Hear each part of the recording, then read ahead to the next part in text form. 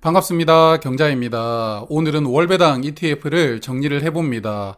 지난 11월에는 월배당 ETF가 18종목이었는데 12월에 2종목이 추가가 되었거든요. 그래서 이제는 총 20종목이 되었습니다. 12월 분배금과 수익률을 체크해 보고요. 한 달 동안 종목들 성적표도 체크를 해 보겠습니다. 저는 월배당 ETF를 성격에 따라 총 5개의 섹터로 구분을 하고 있는데요. 옵션 프리미엄으로 매도를 하면서 배당금을 높게 지급하는 커버드콜 전략 ETF가 화면 보시는 5종목이 있습니다. 그리고 화면 오른쪽 보시면 성격이 약간 모호한데 배당금을 많이 준다고 강조를 하고 있거든요. 그래서 제가 배당 중심이라고 분류를 해두었고요. 그리고 리츠 ETF가 5종목이 있습니다. 이 2종목은 미국 리츠, 그리고 일본 리츠 하나, 그리고 한국 리츠 2종목이 있는데요. 그리고 네 번째는 채권 ETF입니다. 채권 ETF는 4종목이 모두 KB자산운용인데요. 월배당을 진심으로 밀고 있는데 저번 달에 KB스타 채권 ETF 2종목을 월배당으로 전환을 했습니다.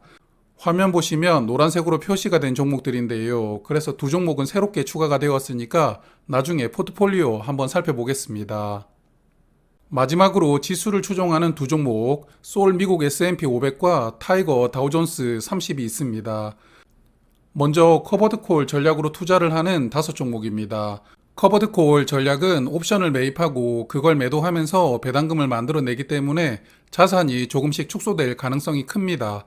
하지만 높은 배당금을 주는데요.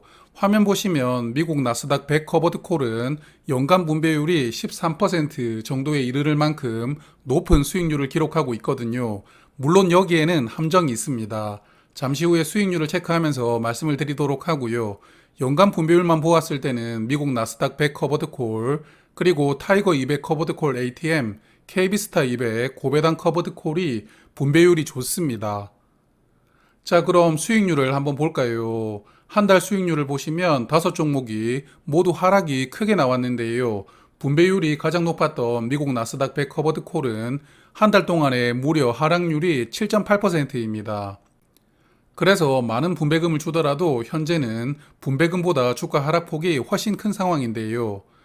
이 종목은 제가 직접 투자를 하고 있기 때문에 상황을 좀 정확하게 보고 있습니다.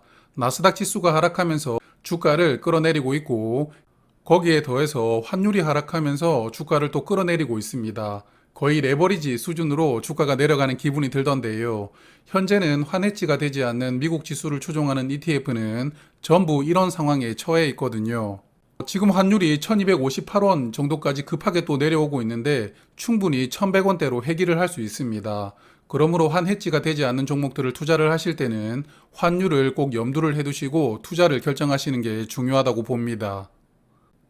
자, 그래서 커버드콜 5종목 중에서는 그나마 최근 한 달 수익이 플러스였고 월 분배금도 어느 정도 주고 있는 KB스타 200 고배당 커버드콜이 현재로서는 가장 좋아 보입니다.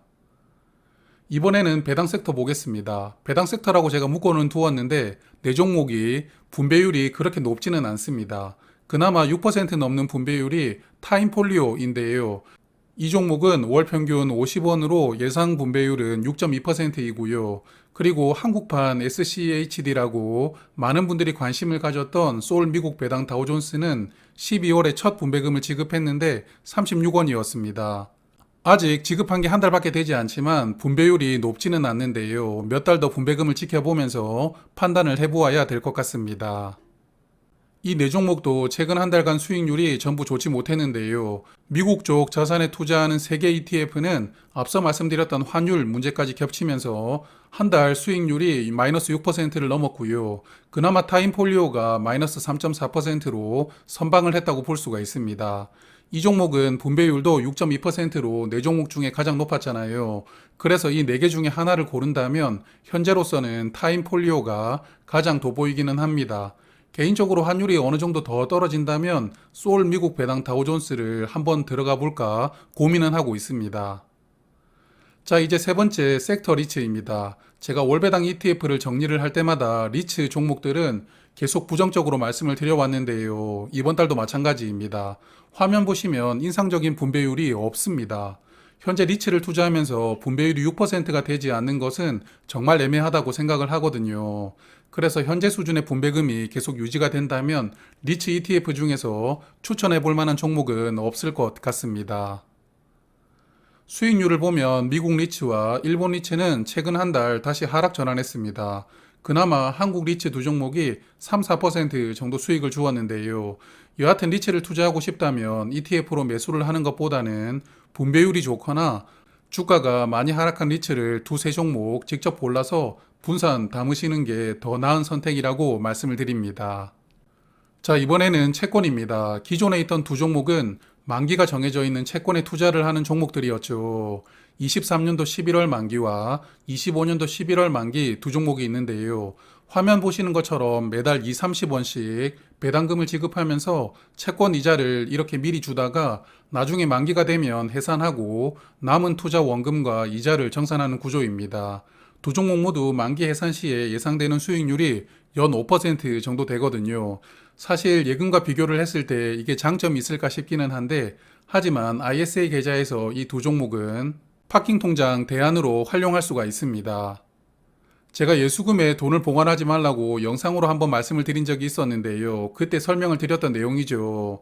ISA 계좌에서는 매도를 하거나 배당금을 받는다면 이때 발생되는 현금을 파킹 통장으로 옮기지 못합니다. 원금은 인출할 수 있는데 인출한 돈을 다시 넣을 수가 없는, 즉 한도가 살아나지 않기 때문인데요. 그래서 ISA 계좌에서 현금이 생긴다면 이거를 RP를 투자를 하거나 아니면 조금 전에 말씀드렸던 만기가 있는 채권에 투자를 하는 ETF, 즉 만기 매칭형 ETF를 사두시는 게 방법입니다.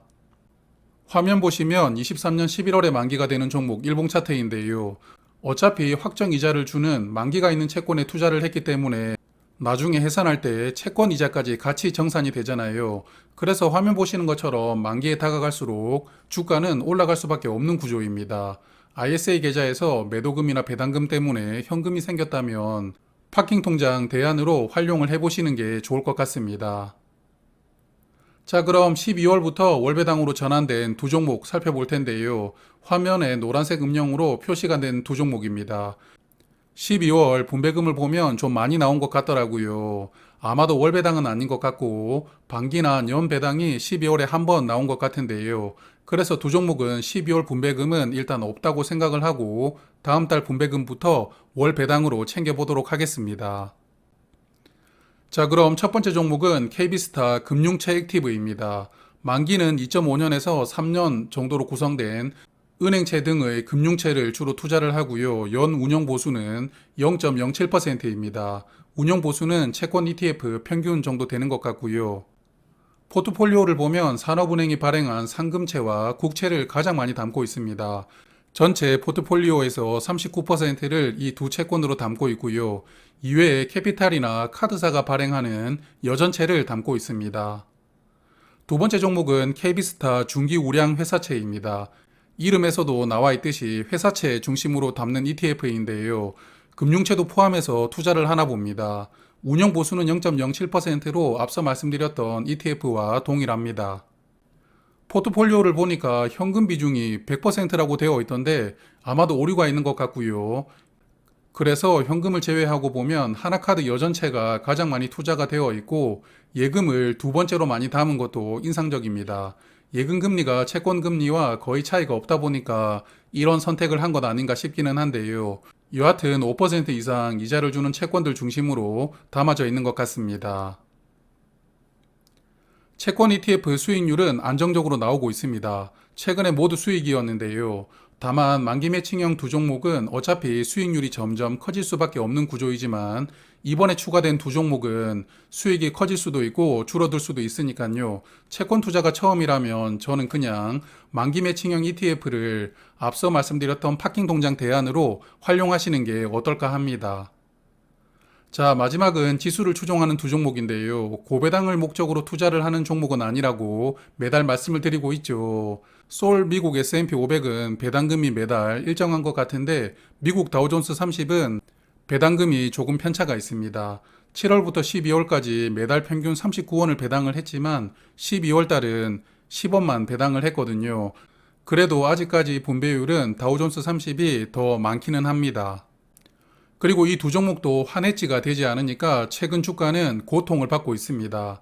그러므로 환율이 조금 더 하락할 수 있다는 점, 그리고 미국장도 조금 더 하락할 가능성이 있다는 두 가지 포인트를 염두를 해두시고 투자를 이어나가시는 게 좋을 것 같습니다. 월 배당을 하는 종목 중에 연간 분배율이 6% 이상 될 것으로 예상되는 종목이 화면 보시는 5개가 있습니다. 분배율만 따졌을 때는 나스닥 100 커버드 콜이 가장 훌륭하지만요. 현재는 분배금보다 주가 하락폭이 훨씬 크다고 말씀을 드렸죠. 분배율만 보고 투자를 하는 것은 조금 애매하다고 보고요. 이외에 한국장에 투자를 하는 커버드콜 두 종목 중에 KB스타 200 ETF가 분배율이 8.7%가 되고 최근 한 달간 그래도 수익이 나왔으니까요. 5종목 중에서는 그래도 가장 좋아 보입니다. 여하튼 수익률이라는 것은 지금까지는 마이너스가 나왔지만 또 지금부터는 플러스가 나올 수도 있으니까요. ETF가 투자하는 섹터의 시장 흐름을 살피는 게 가장 중요하고 외국에 투자하는 상품의 경우에는 환율을 고려하시면서 투자를 결정하시는 게 좋을 것 같습니다. 이렇게 말은 참 쉽게 하고 있는데 저도 손실이 크거든요. 저도 이제부터라도 저점을 잘 잡아서 물을 타봐야 될 것 같습니다. 자, 그럼 1월에도 성공적인 투자 이어나가시길 바라고요. 월배당 종목들은 1월 분배금이 확정되는 1월 말에 다시 한 번 더 정리를 해보겠습니다. 오늘도 고맙습니다.